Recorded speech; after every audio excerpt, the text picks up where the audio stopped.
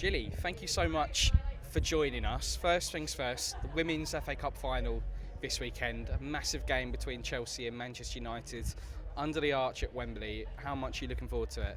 Yeah, I mean, I can't wait to go. FA Cup is my favourite competition. As a player and even now working in it, I love it.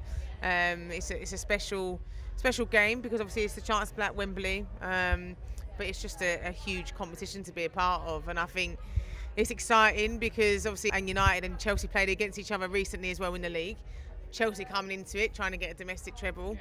You know, United are the holders; they want to keep hold of it. So hopefully it'll be a good game. I want to see lots of goals, but hopefully it'll be a good game for the neutral as well. Let's talk about the two sides. Chelsea going into their first FA Cup final since, or the last time they won the FA Cup trophy was in 2023, but this season going the whole year unbeaten in the WSL, the first ever WSL side to do it. How much of an amazing achievement is that? Oh, it's huge, and I just said it as well then, like, you've got obviously Emma, who's been the manager, I think, for about 12 years or so, to be a big part of that culture, to then, it was always interesting at the start of the season because you didn't know how Chelsea were going to react. A new manager coming in, you know, who she hasn't worked in the WSL before. Obviously, she's a serial winner as a player and as a coach in France. How were Chelsea going to find that transition and that change? And then obviously then new signings coming in too. And, you know, then they go the whole season unbeaten. And it's like, what can't Chelsea do? Do you know what I mean? And I think it's always been, they always wanted to win the Champions League. And I think obviously Sonia after the game said that she saw the season as a little bit of a failure because they didn't get to there. But for what they've been able to achieve is incredible. And obviously the chance to get a domestic treble in the first season with a new manager and to go unbeaten is huge for the club. What have you made of the job that Sonia's done? Because I think last summer there was lots of intrigue, I would say, about how Chelsea would do this season. The fact that Emma Hayes was going, Sonia was coming in, having to transition to a new league. But she's done an amazing job. And if you speak to any of the players, I spoke to Aggie Beaver-Jones last week, she was saying that she feels her maturity and confidence has really improved from working with Sonia this year. Yeah, and I mean, I've done quite a few commentaries above in Chelsea at Kings Meadow, and just to hear, she's just always demanding more. Like you can hear when she's on the sideline shouting at players, like they could be winning the game. It doesn't matter. She's out there. She's demanding more from. And it doesn't matter. It's not necessarily just the younger ones. You hear her screaming at Millie, saying, "Come on, Millie! Like we need to do better. Our standards need to be higher." And I think that's key, that they don't just settle, and they're always pushing. I do think though this season, I think sometimes when Chelsea have dropped points, I felt like other teams have not made the most of that. You know, they've not been consistent at times to catch Chelsea up. But I think what you've noticed well, the first half of the season, the way Chelsea was set up, teams were a little bit like, we don't know how they're going to play, the different formation, different players coming in. And I think you notice the second half of the season, those results are a lot closer because teams were working Chelsea out and were frustrating them. But again, Chelsea, they always manage to find a way. Even if it's 1-0 wins, they're still picking up them points. And let's ask you about Manchester United as well, because lost some key players last summer, the likes of Mary Earps and Katie Zellen. But have they surprised you this season with how well they've done in the league and getting to another FA Cup final? Yeah, and I also feel like Man United are probably the team that are not spoken about. Realistically, I think a lot of people talk about the big three, and I think they talk about Arsenal, Chelsea and Man City. And I don't think United get the credit that they deserve, but I also think that suits United to go a little bit under the radar. No one talk about them, and then they're just picking up the points. I think they'll be a little disappointed with their results against, obviously, the top three as such. But it's been a great season for them. They've secured Champions League status again, and I think obviously they learned as well from the previous Champions League stint. It's difficult, and you know you want to get into the competition. I think having that Champions League status will be easier to attract players as well. But I think you're looking at the clean sheet records, you know, and they've conceded the least amount of goals and stuff like that. They've tightened up at the back and they've become a force. Now let's move on to the WSL season. We're going to do Gilly Flaherty's awards for 2025. So start us off. Who's been your player of the season this year and why? For me, I'll give it to Caldente at Arsenal. I think she's been huge for them. I think when I think about Arsenal, I think about match winners that they've had over the years. For me, the person that sticks out is Kelly Smith. You know, would be able to get the ball and create something out of nothing. And I think for them, they have someone in Caldente who is able to pick the ball up and literally just ping it top corner. But not only that, I think what she's brought from her time at Barcelona is the way when she loses possession, her reaction to win the ball back for her team. And I think that just shows in all the players around her that they all have that drive as well. And what's that one player that you feel has maybe gone a little bit under the radar this season in your view?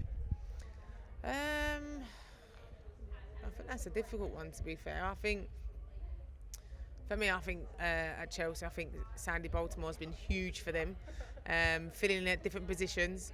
Obviously a new signing there as well, but she's created a lot for Chelsea, and at times, even when she has found it difficult and she's been rotated left to the right side, she's a player that you give the ball to her and she can create something.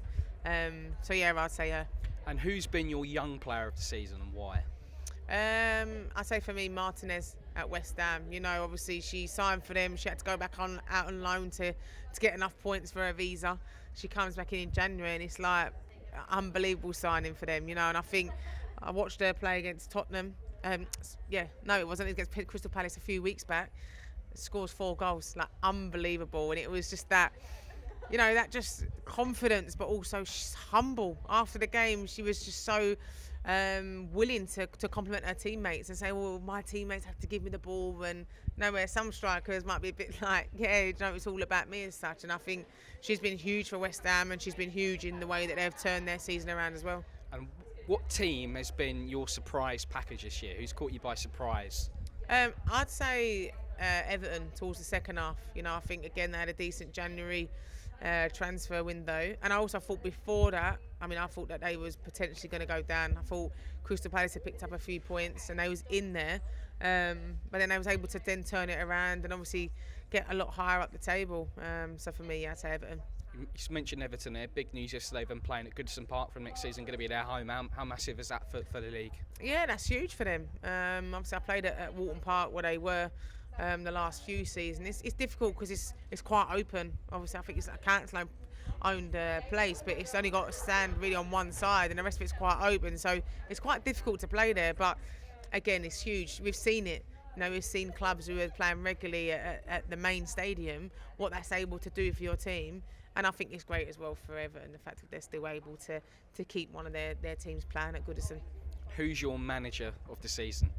I went with Renee Sleggers on this, and I know a lot of people I think would have gone for Bon Pastor, but I think for me, Arsenal were in a difficult position when Ardeville left, and I think, and it's funny because when I was in the youth age groups, I remember Renee being in the academy. And obviously she went off and played, and then obviously had to retire early. But I think the way that she's been able to change that team around, with not necessarily in regards to a huge amount of signings coming in, but the way she's been able to get those same players playing for each other, and gone from players who look like they've got no confidence and not able to put the ball in the back of the net to then Alessia Russo, for me, being a completely different player. That's been huge for them. And to deal with being the interim, and there's a lot of talk off the pitch of is she going to get their job full time, for then her to get that, and then to get Arsenal women to a Champions League final, for me that's huge. And what is the one thing you're excited about, or one player you're excited about for the WSL 2025-26 season? I'm excited to see how Liv Smith can kick on at Liverpool. I think it's always hard for new signings to come into the WSL and to get used to it, and I think she's been a target at times for opposition to be aggressive with her and to sort of foul her as such and to stop her and disrupt her from playing.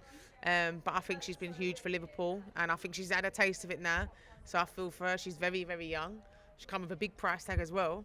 But I think it's exciting to see what she can do next year for them. And lastly, looking ahead to this summer, just a couple of months away now for the Euros, looking at the Lionesses, how would you assess their chances this summer? Yeah, I think it's always going to be difficult every year or every tournament because teams get a lot more stronger. Leagues, their own domestic leagues get a lot more stronger. But I also feel with England, there's the pressure of everyone wants to beat them. And I feel like that you've seen it in the Nations League, you've seen it in friendlies as well, that everyone raises their game to come up against England. So I think it'd be difficult, but I think we've got the talent there to go all the way. Well, Gilly, thank you so much for your time. It's been a pleasure speaking to you. Enjoy the game this weekend. Thank you very much.